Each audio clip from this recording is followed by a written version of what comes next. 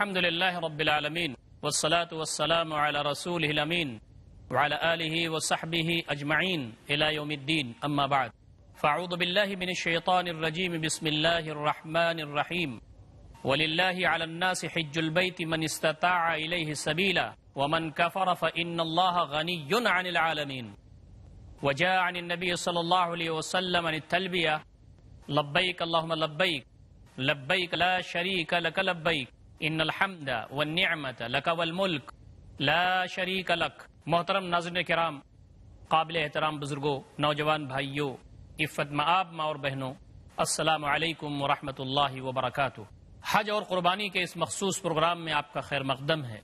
نبی اکرم صلی اللہ علیہ وسلم نے حج کر کے بتا دیا کہ حج کیسے کیا جاتا ہے۔ آپ صلی اللہ علیہ وسلم نے حج کے موقع پر فرمایا تھا خذوا عنی مناسککم، مجھ سے اپنے حج کے جو طریقے ہیں وہ سیکھ لو۔ اور آپ نے ایک اور اشارہ دیا تھا کہ ہو سکتا ہے کہ میں تم سے اگلے سال نہ مل سکوں۔ نبی اکرم صلی اللہ علیہ وسلم نے حج کے طریقے بتائے ہیں۔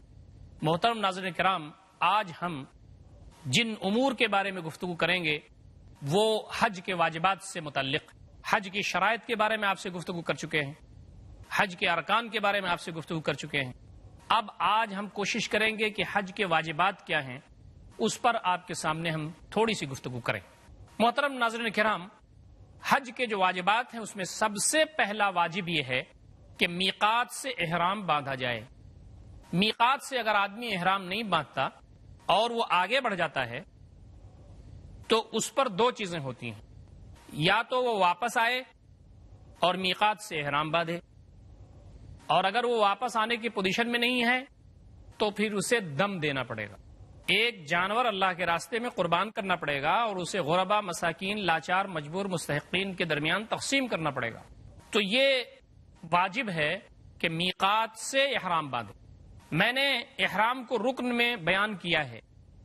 احرام باندھنا رکن ہے، بغیر احرام باندھے حج نہیں ہوتا، لیکن میقات سے احرام باندھا جائے یہ واجب میں سے ہے۔ اب اگر کوئی شخص بغیر احرام باندھے حج کرتا ہے تو اس کا حج نہیں ہوگا، لیکن اگر کوئی آدمی احرام میقات سے نہیں باندھتا تو اس کا حج ہو جائے گا، لیکن اس کو ایک دم دینا پڑے گا۔ اسی طریقے سے عرفہ میں قیام کرنا، غروب تک قیام کرنا، جو شخص وہاں دن میں قیام کیا ہوا ہے وہ غروب تک قیام کرے، اور عرفہ میں قیام یہ واجب ہے۔ اسی طریقے سے مزدلفہ میں قربانی کی رات 9 تاریخ کو آدمی رہتا ہے عرفات کے میدان میں۔ اس کے بعد اس کے لیے یہ بات بتائی گئی ہے کہ وہ مغرب کے بعد وہاں سے نکلے اور مزدلفہ میں آئے۔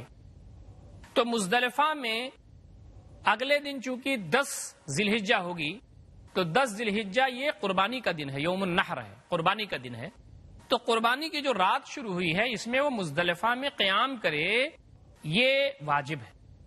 تو عام طور پر نبی اکرم صلی اللہ علیہ وسلم نے جو ہمیں بتایا ہے وہ یہ کہ آدمی مغرب کے بعد عرفات سے نکلے اور مزدلفہ آئے، اور یہاں پر اس کو 2 نمازیں مغرب کی اور عشاء کی جمع تاخیر کے ساتھ اس کو پڑھنی چاہیے، یعنی عشاء کے ساتھ ملا کے پڑھنی چاہیے۔ اسی طریقے سے واجب یہ بھی ہے کہ ایام تشریق مینا میں رات گزاری جائے، 11ویں، 12ویں، 13ویں۔ تو ایام تشریق یوم النحر کے بعد 3 دن، 11، 12، 13، تو ان ایام میں مینا میں قیام کیا جائے۔ نبی اکرم صلی اللہ علیہ وسلم نے جو ہمیں طریقہ بتایا ہے، اور اللہ رب العزت نے اس کے بارے میں قرآن مجید میں ارشاد فرمایا ہے کہ فمن تعجل فی یومین فلا اثم علیہ ومن تاخر فلا اثم علیہ۔ تو اگر کوئی شخص 11ویں اور 12ویں کو نکل جاتا ہے وہاں سے تو 2 دن میں اگر آگے بڑھ جاتا ہے تو کوئی حرج نہیں، اور جو پورا وقت گزار کر کے مینا سے جاتا ہے اس پر کوئی حرج نہیں۔ تو 11ویں گزارنے کے بعد 12ویں کو اگر کوئی شخص وہاں سے نکل جاتا ہے مغرب سے پہلے یا سورج ڈوبنے سے پہلے تو کوئی حرج نہیں ہے، لیکن مینا میں رات کا قیام یہ ضروری ہے۔ اسی طریقے سے رمی جمار کرنا، یہ جو جمرات ہیں ان کو مارنا کنکری ترتیب کے ساتھ جیسی ترتیب بیان کی گئی ہے اس ترتیب کے ساتھ مارنا یہ بھی واجب میں شامل ہے۔ اسی طریقے سے سر مڑوانا یا بال ترشوانا، حلق کروانا یا تقصیر کروانا یہ بھی واجب میں شامل ہے۔ اب اگر کوئی شخص بال نہیں مڑواتا یا اس کی تقصیر نہیں کرتا، اس کو ترشواتا نہیں ہے، تو گویا کہ واجب وہ چھوڑتا ہے۔ اسی طریقے سے طواف الوداع، جب وہاں سے واپسی ہو رہی ہو، حج سے جب واپسی ہو رہی ہو، بندہ اپنے گھر جا رہا ہو، تو اسے طواف کرنا چاہیے۔ نبی اکرم صلی اللہ علیہ وسلم نے کہا کہ تمہارا سب سے آخری عہد اور تمہارا سب سے آخری کام جو ہونا چاہیے وہ بیت اللہ کا طواف ہونا چاہیے۔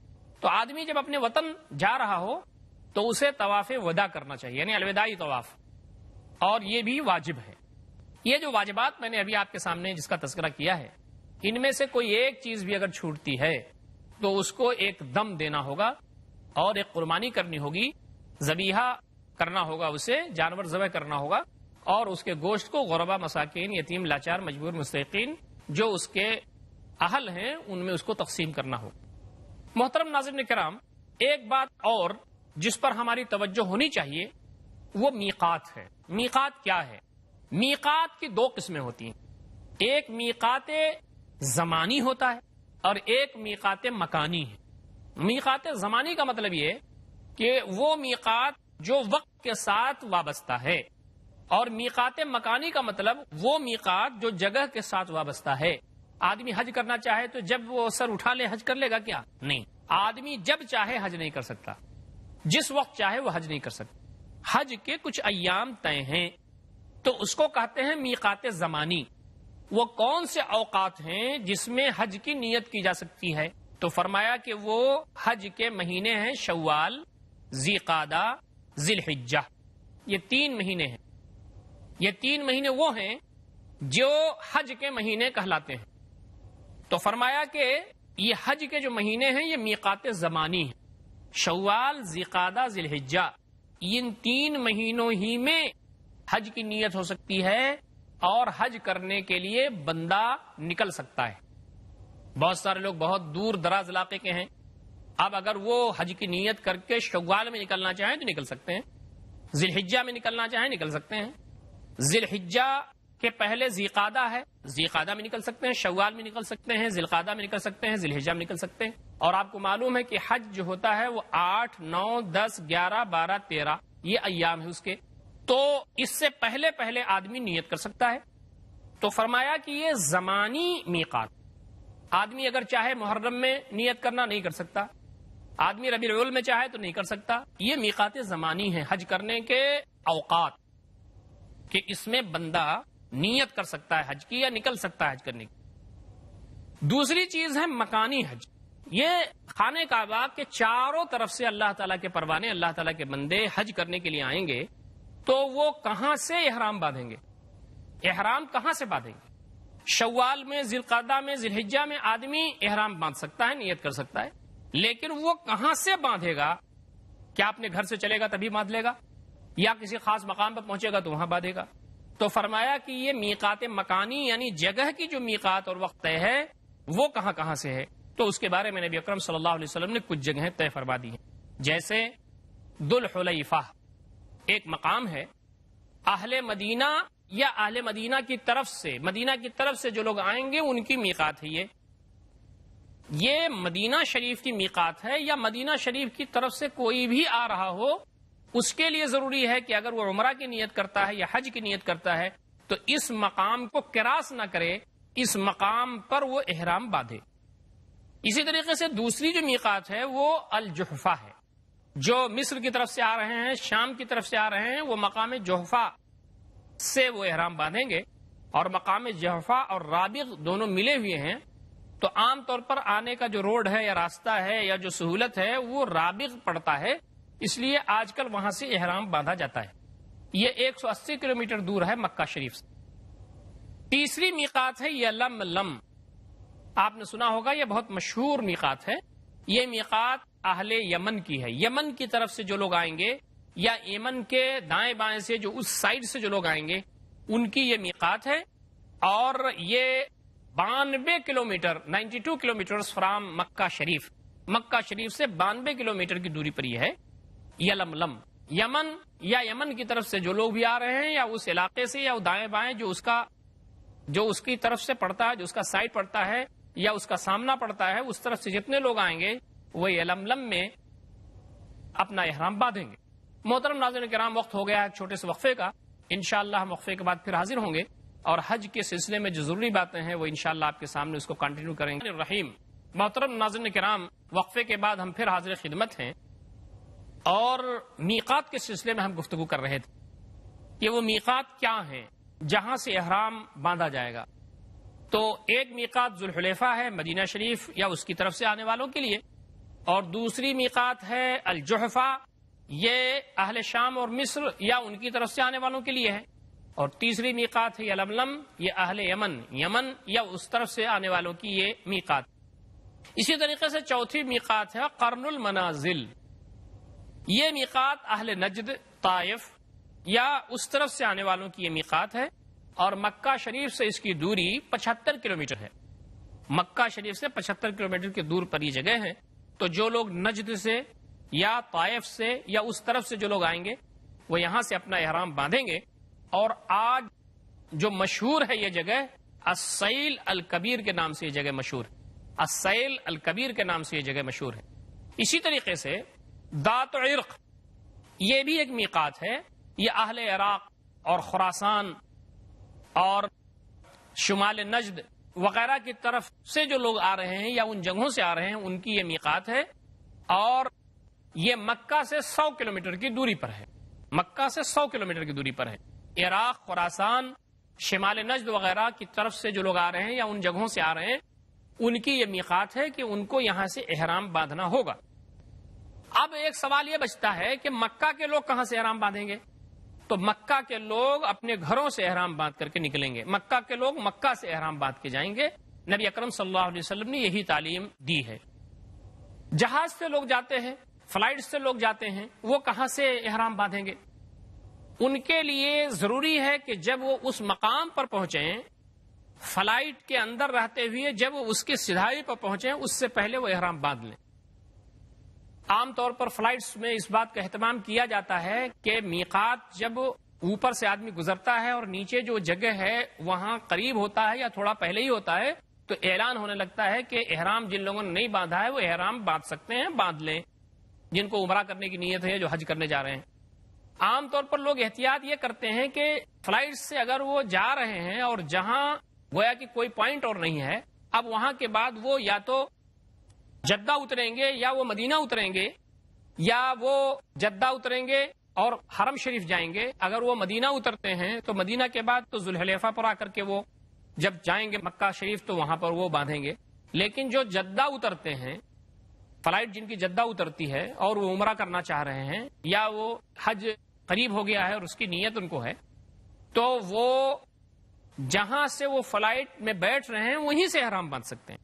میقات پر ضروری نہیں ہے کہ آدمی جب پہنچ جائے تو وہیں احرام باندھے، بلکہ وہ پہلے سے بھی احرام باندھ سکتے ہیں، لیکن میقات کے بعد احرام باندھنا جائز نہیں ہے۔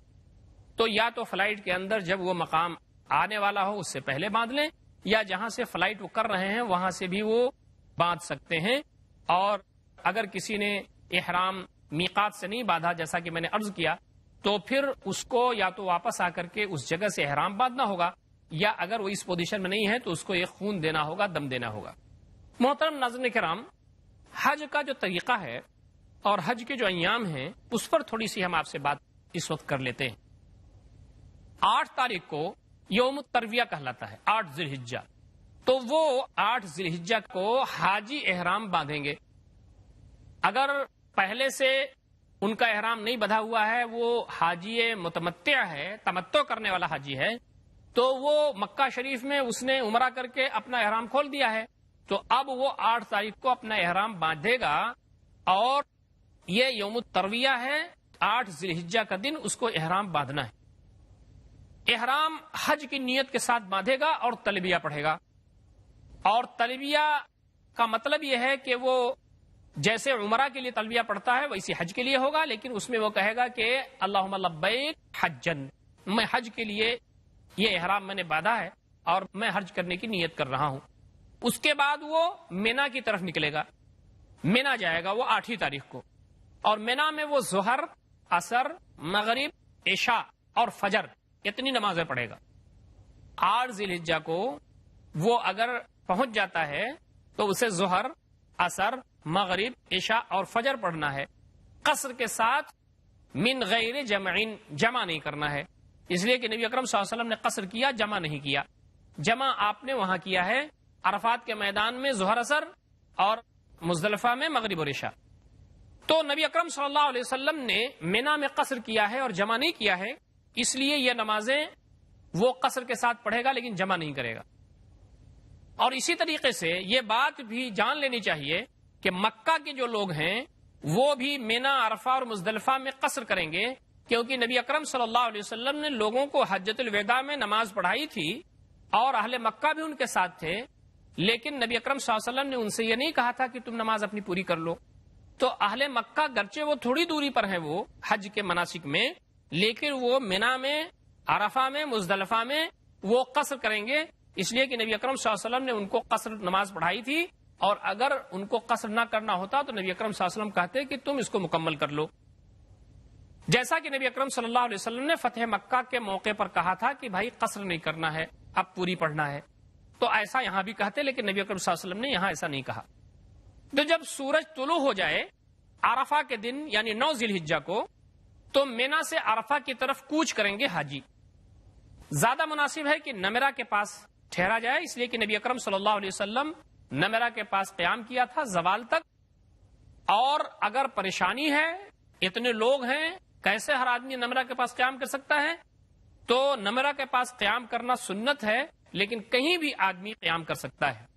جب سورج ڈھل جائے تو اسے ظہر اور عصر 2 رکعتیں پڑھنی چاہیے، 2 رکعت کر کے، اور جمع کرنا ہے، اور جمع تقدیم کرنا ہی ہے، کیونکہ نبی اکرم صلی اللہ علیہ وسلم نے ایسا فرمایا تھا، ایسا کیا تھا کہ آپ نے عرفات کے میدان میں ظہر اور عصر کو جمع تقدیم کیا تھا، یعنی ظہر میں عصر کے ساتھ نماز پڑھی تھی۔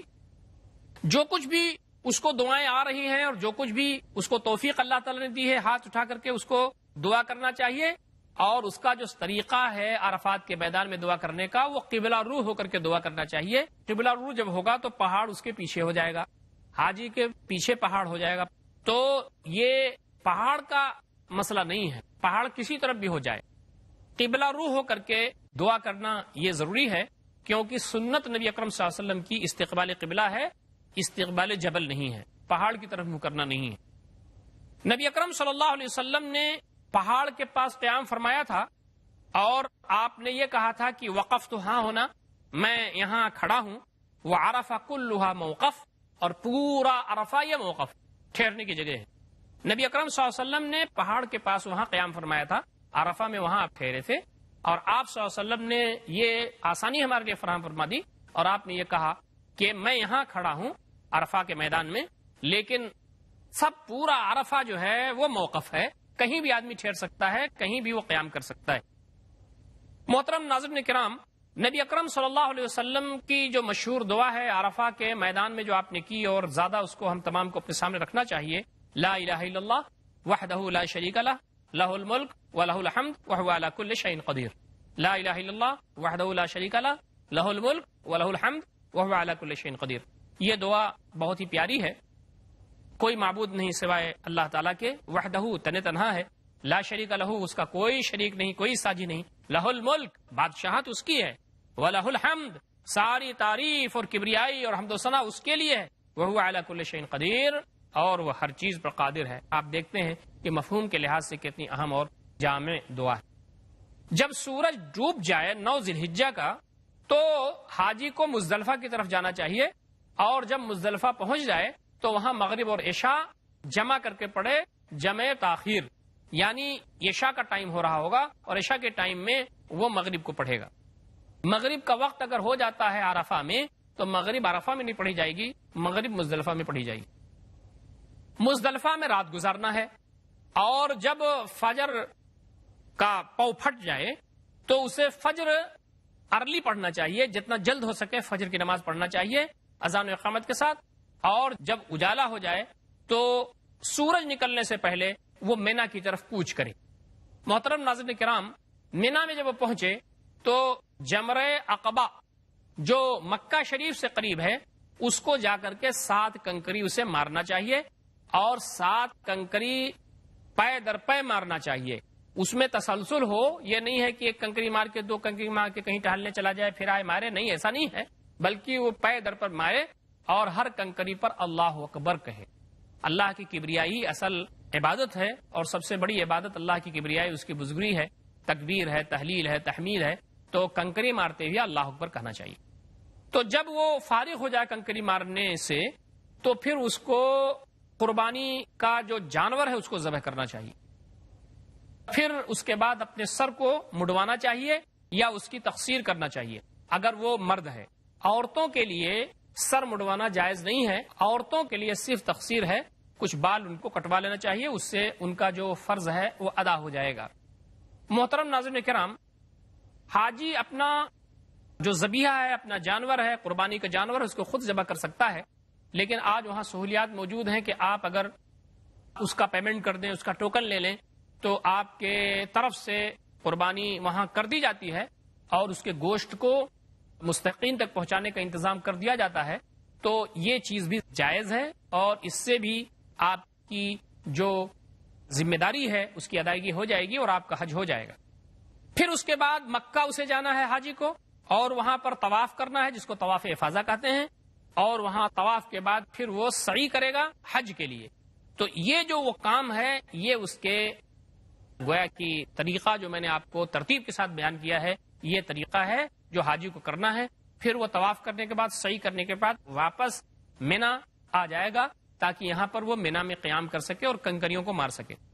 پھر طواف اور سعی کے بعد وہ مینا لوٹ آئے گا اور 2 راتیں یعنی 11 اور 12 وہ یہاں قیام کرے گا، اور یہاں پر پھر وہ جمرات ثلاثہ یعنی تینوں جو جمرات ہیں ان کو وہ کنکری مارے گا.